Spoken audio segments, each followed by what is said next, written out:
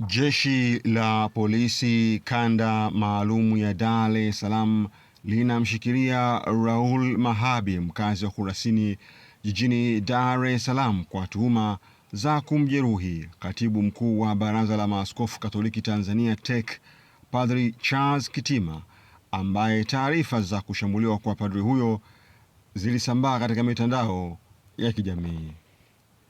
Kwa mujibu wa taarifa ya jeshi la polisi iliyotolewa leo Alhamis Mosi mwaka 2025 na kamanda wa kanda maalum ya Dar es Salaam Jumanne Murilo, imesema jeshi la polisi linamshikilia na kumhoji Mahabi, mkazi wa Kurasini, kuhusiana na tukio la kushambuliwa kwa Padri Kitima lililotokea eneo la Kurasini Temeke jijini Dar es Salaam zilizopo ofisi za TEC makao makuu.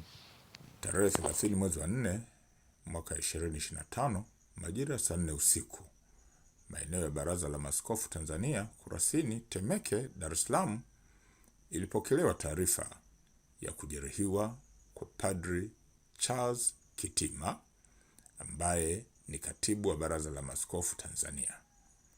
Padri huyo inadaiwa tangu saa 3 asubuhi walikuwa na kikao na viongozi wa dini mbalimbali katika eneo hilo, na baadaye, baada ya kikao kuisha, yeye majira ya saa 1 jioni alikwenda kwenye kantini yao ambapo aliendelea kupata kinywaji hadi saa 4:15 alipokuwa maliwatoni pembeni ya kantini hiyo.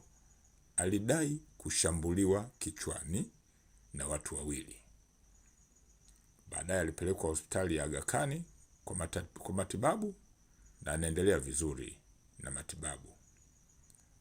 Mtu mmoja ambaye amefahamika kwa jina la Raul Mahabi maarufu kama Haraja, mkazi wa Kurasini,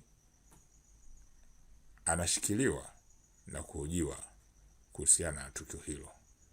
Uchunguzi zaidi wa kina unaendelea ili kubaini wahusika wa tukio hilo na hatua kali za haraka zitachukuliwa kuhusiana na tukio hilo. Lisungu David Kambona, Diplomatic Media, Dar es Salaam.